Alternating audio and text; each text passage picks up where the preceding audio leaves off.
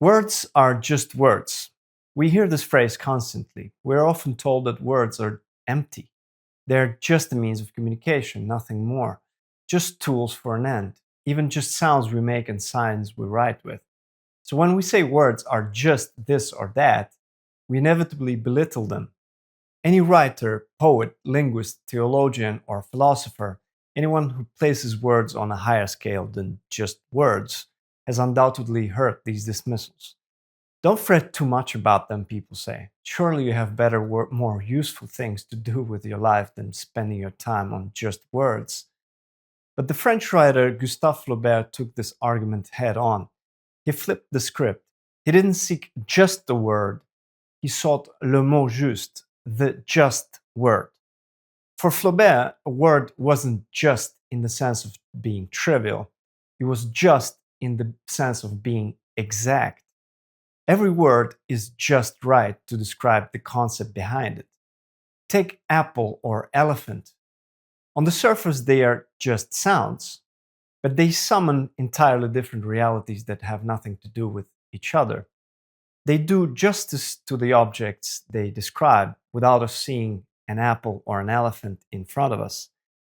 Words are the main things we have to make our world comprehensible and, yes, just. Without just words, we would be completely unable to justify the reality around us. By dismissing them as just words, we fail to see that they are exactly what we need. After all, our courts and laws are built on nothing but words. You can see them as empty sounds or empty letters written on a page, or you can see them as the very things that establish justice itself. Let's take an example. Just one word, the word today. What is today? Is there such a thing as the real today behind just the word today?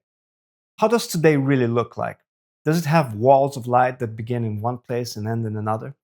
Can we touch today? Can we see it as it is? Does today hide under a rock? Is today in outer space somewhere?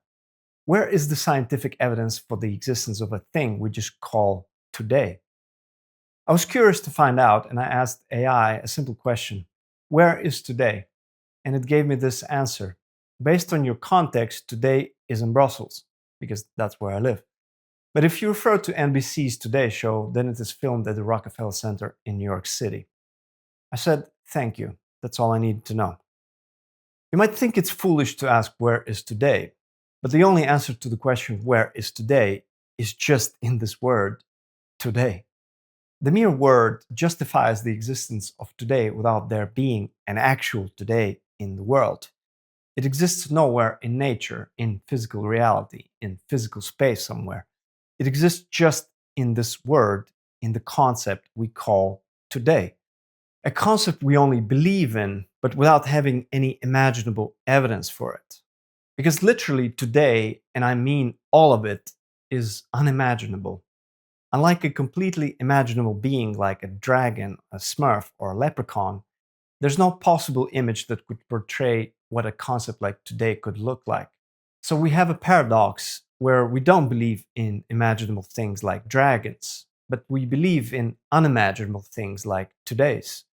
But unimaginable doesn't mean untrue. It just means unimaginable.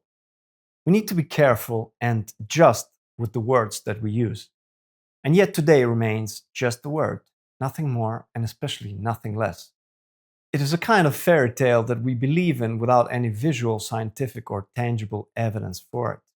And yet just a word like today justifies this fairy tale to exist. We believe in today just as we believe in tomorrow, and as the Beatles sang, we believe in yesterday too. So let's talk about fairy tales for a moment. On one hand, we adults claim we don't believe in fairy tales, and on the other, we teach our children just that, fairy tales. And we're doing that in order to train children to believe in imaginable creatures like dragons first, in order for them to later believe in much more complex and unimaginable things like today's, tomorrow's, and yesterday's. By believing in dragons with their beautiful and scary images, the child learns to believe in unimaginable concepts like justice, the good, the bad, the truth, friendship, democracy, and kindness. all these unimaginable things that are often brushed away as just words. And yet, it is perhaps easier to believe in dragons than just in words with no imaginable images behind them. Words are just right to describe complex reality by remaining what they are, just words. Fairy tales. Remember Goldilocks and the Three Bears? It is a tale about getting things just right. Goldilocks rejects everything that is too much or too little. She rejects the too hot and too cold until she lands on the one thing that is just right. And in a sense, this is the deepest definition of a fairy tale.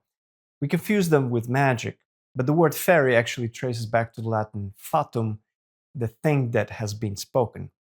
A fairy tale is a truth that exists simply because it was spoken. It is a reality made of just words, and that is exactly what a word does. The word today isn't too big and it isn't too small. It isn't yesterday and it isn't tomorrow. It fits the reality perfectly. It is just right. Without these just words, without this Goldilocks precision of language, we would be unable to justify or even to recognize the reality around us. So, why do we belittle words? Why are they just words? Something less. Surely, just the word today is less than the actual today, whatever that is.